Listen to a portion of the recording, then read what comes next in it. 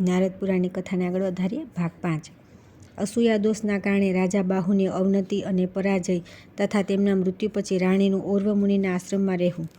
નારદજીએ પૂછ્યું કે હે મુનિશ્રેષ્ઠ, રાજા સગર કોણ હતા તે બધું મને કહેવાની કૃપા કરો. સનકજીએ કહ્યું કે મુનિવર, ગંગાજીનું ઉત્તમ મહાત્મ્ય સાંભળો. જેના જળના સ્પર્શ માત્રથી રાજા સગરનું કુળ પવિત્ર થઈ ગયું અને ઉત્તમ એવા વૈકુંઠ ધામને પ્રાપ્ત થઈ ગયું. સૂર્યવંશમાં બહુ નામના એક રાજા થઈ ગયા. તેમના પિતાનું નામ વૃક હતું.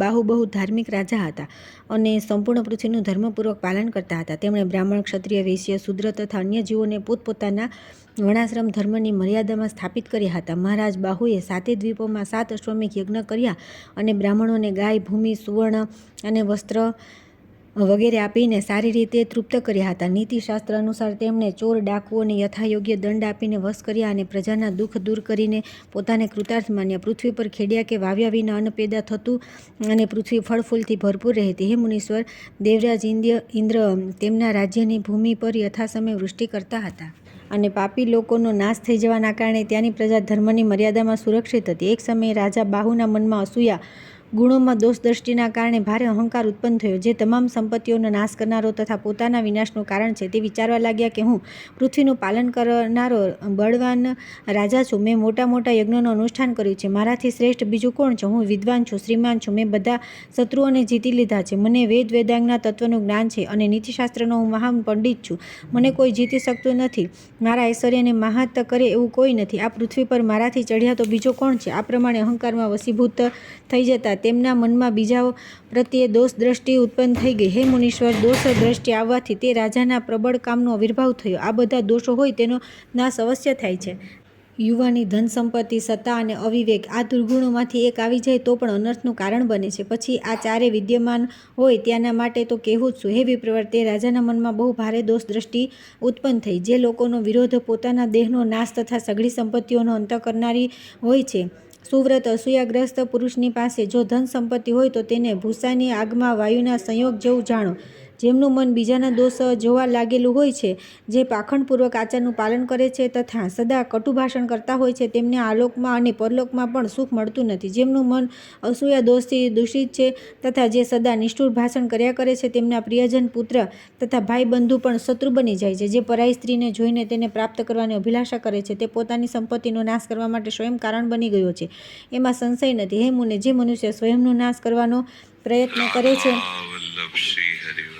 તે જ બીજાનું કલ્યાણ જોઈને પોતાની નિંદિત બુદ્ધિના કારણે તેમનો દ્વેષ કરે છે. હે બ્રહ્મન, જે મિત્ર, સંતાન, ગૃહ, ક્ષેત્ર, ધન, ધાન્ય અને પશુ વગેરેનો ઉચ્છેદ જોવા ઈચ્છતા હોય તેણે જ બીજાઓ સાથે અસૂયા અદેખાઈ કરવી. ત્યાર પછી રાજા જ્યારે બાહુનું હૃદય અસૂયા દોષથી દૂષિત થઈ જવાના કારણે તેઓ અત્યંત ઉદંડ થઈ ગયા, ત્યારે હૈહય અને તાલંજક કુળના ક્ષત્રિયો તેમના પ્રબળ શત્રુ બની ગયા. અસૂયાના કારણે અન્યો લોકો પ્રત્યે દ્વેષ બહુ વધી જાય છે, એમાં સંદેહ નથી. અસૂયાથી દૂષિત ચિત્તના તે રાજાનું પોતાના શત્રુઓ સાથે લગાતાર 1 માસ પર્યંત ભયંકર યુદ્ધ થયું. અંતમાં તેઓ પોતાના શત્રુઓના હાથે તેમના દુશ્મન હૈહય અને તાલંજક નામના ક્ષત્રિયોથી પરાજિત થઈ ગયા. તેથી દુઃખી થઈને રાજા બાહુ પોતાની ગર્ભવતી પત્ની સાથે વનમાં ચાલ્યા ગયા. ત્યાં એક બહુ મોટું તળાવ જોઈને તેમને બહુ સંતોષ થયો, પરંતુ તેમના મનમાં તો અસૂયા ભરેલી હતી.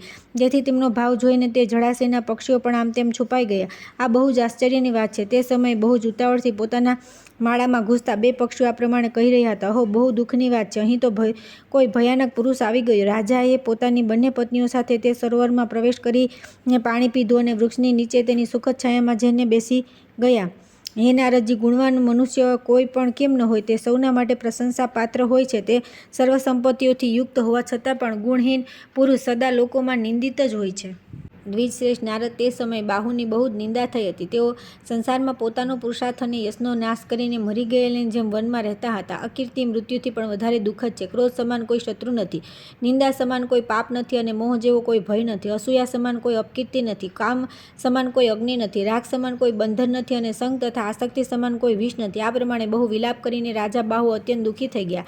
માનસિક વ્યથા અને વૃદ્ધાવસ્થાના કારણે તેમનું શરીર જર્જરિત થઈ ગયું હતું. હે મુનિ શ્રેષ્ઠ, આ રીતે ઘણો સમય પસાર થઈ થઈ ગયા પછી ઓર્વ મુનિના આશ્રમ પાસે રોગગ્રસ્ત થઈને રાજા બાહુ મૃત્યુ પામ્યા. તેમની નાની પત્ની જોકે ગર્ભવતી હતી તો પણ દુઃખથી વ્યથિત થઈને દીર્ઘકાળ સુધી વિલાપ કરીને તેણે પતિની સાથે ચિતા પર બળી મરવાનો નિર્ણય કર્યો. દરમિયાન પરમ બુદ્ધિમાન ઓર્વ મુનિ જેઓ મહાન તેજસ્વી હતા ત્યાં આવ્યા. તેમણે સમાધિ દ્વારા આ બધું વૃત્તાંત જાણી લીધું હતું. મુનીશ્વરો ત્રણેય કાળના જ્ઞાતા હોય છે. તે અસૂયા રહિત મહાત્મા પોતાની જ્ઞાન દ્રષ્ટિ વડે ત્રણેય કાળને જાણી લેતા હતા. પરમ પુણ્યાત્મા ઓર્વ મુનિ પોતાની તપસ્યાના કારણે મહાન તેજસ્વી હતા. તેઓ તે સ્થાન પર આવ્યા જ્યાં રાજા બાહુની પ્રિય અને પતિવ્રતા પત્ની ઊભી હતી. હે મુનિશ્રેષ્ઠ, નારદ રાણીને ચિતા પર ચડવા માટે ઉદ્યત જોઈને મુનિવર ઓર્વ ધર્મસંગત વચન બોલ્યા. ઓર્વને કહ્યું કે મહારાજ બાહુની પ્રિય પત્ની તું પતિવ્રતા છે, છતાં ચિતા પર ચડવાનું અત્યંત સાહસપૂર્ણ કાર્ય ન કર. તારા ઘરમાં શત્રુઓનો નાશ કરનાર ચક્રવર્તી બાળક છે. કલ્યાણમયી રાજપુત્રી જેમના સંતાન બહુ નાના હોય, જે ગર્ભવતી, જેમણે હજી ઋતુકાળ ન જોઈ હોય, તે રાજસ્વલા હોય, આવી સ્ત્રીઓએ પતિ સાથે ચિતા પર ચડતી નથી. તેમના માટે ચિતારોહણ નિષેધ છે. શ્રેષ્ઠ પુરુષોએ બ્રહ્મહત્યા વગેરે પાપોનું પ્રાયશ્ચિત બતાવ્યું છે. પાખંડી અને પર નિંદકનો પણ ઉદ્ધાર થાય છે, પરંતુ જે ગર્ભના બાળકની હત્યા કરે છે તેના ઉદ્ધારનો કોઈ ઉપાય નથી. હે સુવ્રત, હે નાસ્તિક, કૃતજ્ઞ, ધર્મત્યાગી અને વિશ્વાસઘાતી ના ઉદ્ધારનો પણ કોઈ ઉપાય નથી. તેથી શોભને તારે આ મહાન પાપ કરવું ન જોઈએ. મુનિના આ પ્રમાણે કહેવાથી પતિવ્રતા રાણીને તેમના વચન પર વિશ્વાસ થઈ ગયો અને તે અત્યંત દુઃખથી વ્યથિત થઈ પોતાના મૃત્યુ પામેલા પતિના ચરણકમળને પકડીને વિલાપ કરવા લાગી. મુનિવર ઓર્વ બધા શાસ્ત્રોમાં વિદ્વાન હતા. મુનિ રાણીને પુનઃ કહેવા લાગ્યા કે રાજકુમારી, તું રડીશ નહીં, તને શ્રેષ્ઠ રાજલક્ષ્મી પ્રાપ્ત થશે. મહાભાગે આ સમયે સજ્જન પુરુષોના સહયોગથી આ મૃતક શરીરના દાહ સંસ્કાર કરવા ઉચિત છે. તેથી શોકનો ત્યાગ કરી તું સમયોચિત કાર્ય કર. પંડિત હોય કે મૂર્ખ, દરિદ્ર હોય યા ધનવાન, તથા દુરાચારી હોય કે સદાચારી, બધા પર મૃત્યુની સમાન દ્રષ્ટિ છે. નગરમાં હોય કે વનમાં, સમુદ્રમાં હોય યા પર્વત પર, જે જીવે છે, જે કર્મ કર્યું છે તેણે તેનો ભોગ અવશ્ય કરવો પડશે. જેમ દુઃખ બોલાવ્યા વિના જ પ્રાણીઓની પાસે આવી જાય છે, તે જ પ્રમાણે સુખ પણ આવી શકે છે, એવી મારી માન્યતા છે. આ વિષયમાં ભાગ્યે દેવ જ બળવાન છે. પૂર્વજન્મના જે કર્મ છે તે અહીં ભોગવવા પડે છે. હે કમલાનને, જે ગર્ભમાં હોય ત્યાં, બાલ્યાવસ્થામાં, યુવાનીમાં હોય કે વૃદ્ધત્વમાં, તેને મૃત્યુને આધીન જ થવું પડે છે. તેથી હે સુવ્રતે, દુઃખનો ત્યાગ કરીને તું સુખી થઈ જા. પતિના અત્યંતથી સંસ્કાર કર અને વિવેકથી સ્થિર થઈ જા. આ શરીર કર્મબંધનના કારણે હજારો દુઃખ અને વ્યાધિઓથી ઘેરાયેલું છે. એમાં સુખનો તો આભાસ માત્ર છે, પ્રાય દુઃખ જ હોય છે. પરમ બુદ્ધિમાન ઓર્વ મુનિએ રાણીને આ પ્રમાણે સમજાવી તેની દાહ સંબંધી બધું કાર્ય કરાવ્યું. પછી તેણે શોકનો ત્યાગ કર્યો અને મુનીશ્વરને પ્રણામ કરીને કહ્યું કે ભગવાન, તમારા જેવા સંત બીજાના હિતની જ અભિલાષા રાખે છે, એમાં કોઈ આશ્ચર્યની વાત નથી.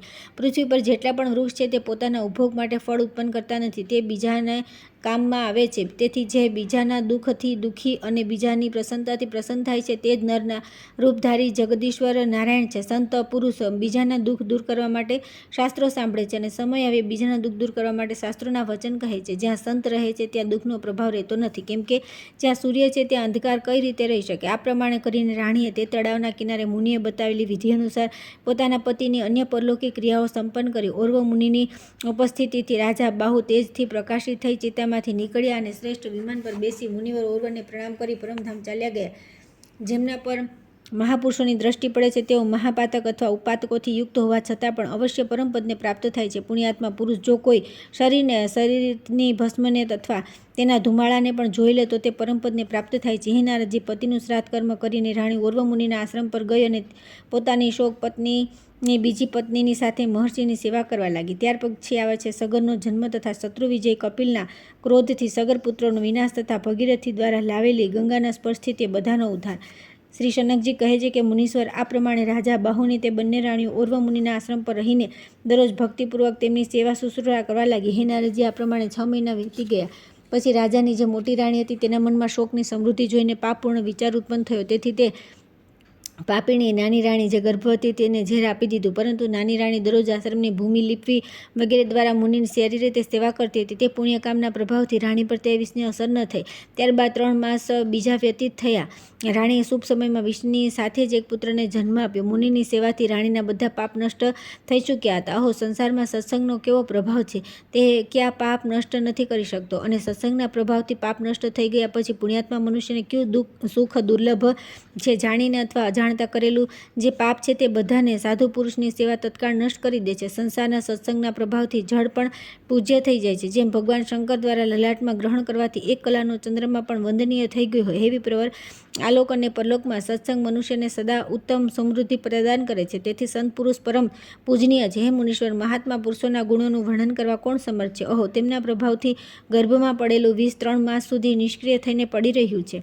આ કેવી અદ્ભુત વાત છે! જે તેજસ્વી મુનિવર ઓરવે ગરની સાથે ઉત્પન્ન પુત્રને જોઈને તેના જાતકર્મ સંસ્કાર કર્યા અને બાળકનું નામ સગર રાખ્યું. માતાએ બાળક સગરનું બહુ પ્રેમથી પાલન પોષણ કર્યું. મુનીશ્વર ઓરવે યથાસમય તેના ચૂડાકર્મ તથા યજ્ઞોપવિત સંસ્કાર કર્યા તથા રાજાને માટે ઉપયોગી શાસ્ત્રનું પણ તેને અધ્યયન કરાવ્યું. મુનિ સર્વ મંત્રોના જ્ઞાતા હતા. તેમણે જોયું કે સગર હવે બાલ્યાવસ્થા પસાર કરી ચૂક્યા છે અને મંત્ર પણ ગ્રહણ કરવામાં સમર્થ છે. ત્યારે તેને અસ્ત્રશસ્ત્રોની મંત્ર સહિત દીક્ષા આપી. હે નારદજી, મહર્ષિ ઓરવે પાસેથી શિક્ષણ પ્રાપ્ત કરીને સગર બહુ બળવાન, ધર્માત્મા, કૃતજ્ઞ, ગુણવાન તથા પરમ બુદ્ધિમાન થઈ ગયા. ધર્મજ્ઞ સગર હવે પ્રતિ દિવસ અમિત તેજસ્વી ઓરવ મુનિના માટે સમિધા, કૃશ, દર્ભ, જળ અને ફૂલ લાવવા લાગ્યો. બાળક બહુ વિનય અને સદ્ગુણોનો ભંડાર હતો. એક દિવસ તેણે પોતાની માતાને પ્રણામ કરીને હાથ જોડીને કહ્યું. સગરે કહ્યું કે હે માં, મારા પિતાજી ક્યાં ચાલ્યા ગયા છે? તેમનું નામ શું છે અને તેઓ કોના કુળમાં ઉત્પન્ન થયા છે? આ બધું મને જણાવો. મારા મનમાં આ બધું જાણવાની બહુ ઉત્કંઠા છે.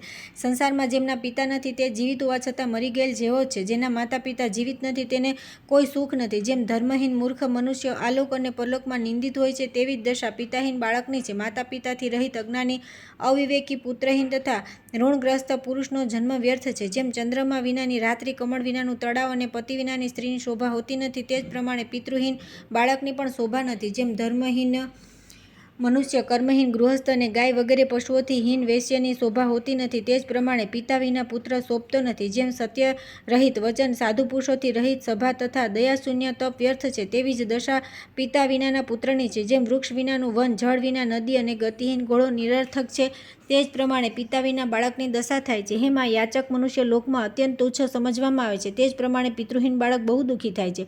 પુત્રની આ વાત સાંભળીને રાણી ઊંડો શ્વાસ લઈને દુઃખમાં ડૂબી ગઈ. તેણે સગરને બધી વાત યથાર્થ રીતે કહી દીધી.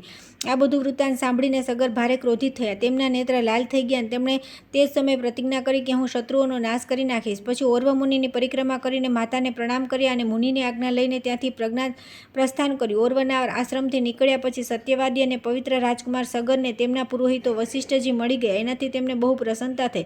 પોતાના કુલગુરુ મહાત્મા વશિષ્ઠજીને પ્રણામ કરી સગરે પોતાના બધા સમાચાર કહ્યા. જો કે તેઓ જ્ઞાન દ્રષ્ટિથી બધું જ જાણતા હતા. રાજા સગરે તે મહર્ષિ પાસેથી ઇન્દ્ર, વરુણ, બ્રાહ્મ, આગ્નેય અસ્ત્ર તથા ઉત્તમ ખડગ તથા વજ્ર સમાન ઉત્તમ ધનુષ્ય પ્રાપ્ત કર્યું હતું. ત્યાર પછી શુદ્ધ હૃદયવાળા સગરે મુનિની આજ્ઞા લઈ તેમના આશીર્વાદથી સન્માનિત થઈને તેમને પ્રણામ કરીને તત્કાળ ત્યાંથી નીકળી ગયા. શૂરવીર સગરે એક જ ધનુષ્ય દ્વારા પોતાના વિરોધીઓને પુત્ર, પૌત્ર અને સેના સહિત સ્વર્ગમાં પહોંચાડી દીધા. તેમના ધનુષમાંથી છૂટેલા અગ્નિ સમાન બાણોથી સંતપ્ત થઈને કેટલાય શત્રુ નષ્ટ થઈ ગયા અને કેટલાય ભયભીત થઈને ભાગી ગયા. શક, યવન તથા બીજા ઘણા રાજાઓ પ્રાણ બચાવવાની ઈચ્છાથી તુરત જ આચાર્ય વશિષ્ઠજીના શરણે આવ્યા. આ પ્રમાણે ભૂમંડળ પર વિજય મેળવીને શૂરવીર સગર તુરત જ આચાર્ય વશિષ્ઠજી પાસે આવ્યા. તેમને પોતાના ગુપ્તચરો પાસેથી એ વાતની જાણ થઈ ગઈ હતી કે મારા શત્રુઓ ગુરુના શરણે ગયા છે. બાહુપુત્ર સગરને આવેલા સાંભળીને મહર્ષિ વશિષ્ઠ શરણાગત રાજાઓની રક્ષા કરવા તથા પોતાના શિષ્ય સગરની પ્રસન્નતા માટે ક્ષણભર વિચાર કરવા લાગ્યા. પછી તેમણે કેટલાય રાજાઓના માથા મુંડાવી નાખ્યા અને કેટલાય રાજાઓની દાઢી મૂછ પણ મુંડાવી નાખ્યા.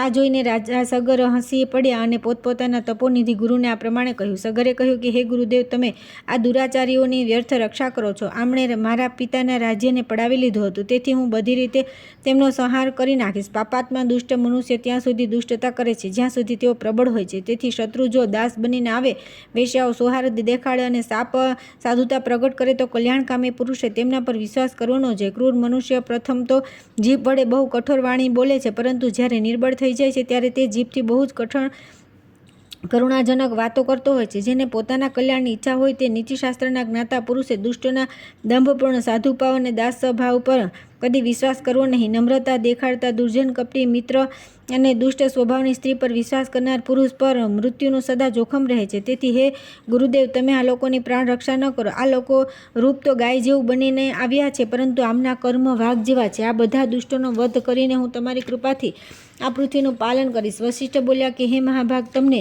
અનેકાનેક સાધુવાદ છે. હે સુવ્રત, તમે સાચું કહો છો. તેમ છતાં મારી વાત સાંભળીને તમને શાંતિ મળશે. હે રાજન, બધા જીવે કર્મોની રસ્સીથી બંધાયેલા છે. તેમ છતાં જેઓ પોતાના પાપોથી જ મરી ગયા છે તેમને ફરી શા માટે મારો છો? આ શરીર પાપથી ઉત્પન્ન થયું અને પાપથી જ વધતું રહ્યું છે અને પાપપરાયણ સમજીને તેને શા માટે તેનો વધ કરવા ઉદ્યત થયા છો? તમે વીર ક્ષત્રિયો છો. આ પાપપરાયણ શરીરને મારીને તમને કઈ કીર્તિ મળશે? આવું વિચારીને આ લોકોને મારશો નહીં. ગુરુ વશિષ્ઠના વચન સાંભળીને સગરનો ક્રોધ શાંત થઈ ગયો. તે સમયે મુનિ પણ સાગરના શરીર પર પોતાનો હાથ ફેરવતા રહીને બહુ પ્રસન્ન થયા. ત્યાર પછી મહર્ષિ વશિષ્ઠે ઉત્તમ વ્રતનું પાલન કરનારા અન્ય મુનિઓની સાથે મહાત્મા સગરનો રાજ્યાભિષેક કર્યો. સગરને 2 પત્નીઓ હતી, કેશિની અને સુમતિ. હે નારદજી, આ બંને વિદર્ભ રાજ કાશ્યપની કન્યાઓ હતી. એકવાર રાજા સગરની બંને પત્નીઓ દ્વારા પ્રાર્થના કરવાથી ભૃગુવંશી મંત્રવેતા ઓર્વ મુનિએ તેમને પુત્ર પ્રાપ્તિ માટે વરદાન આપ્યું. તે મુનીશ્વર ત્રિકાળ જ્ઞાની હતા. તેમણે ક્ષણવાર ધ્યાનમાં સ્થિત રહીને કેશની અને સુમિતના હર્ષને વધારતા રહીને આ પ્રમાણે કહ્યું. ઓર્વ બોલ્યા કે મહાભાગે, તમારા બંનેમાંથી એક રાણી તો એક જ પુત્રને પ્રાપ્ત કરશે, પરંતુ તે પુત્ર વંશને વધારનારો થશે, પરંતુ બીજી રાણી માત્ર સંતાન વિષયક ઈચ્છાની પૂર્તિ માટે 60,000 પુત્ર પેદા કરશે.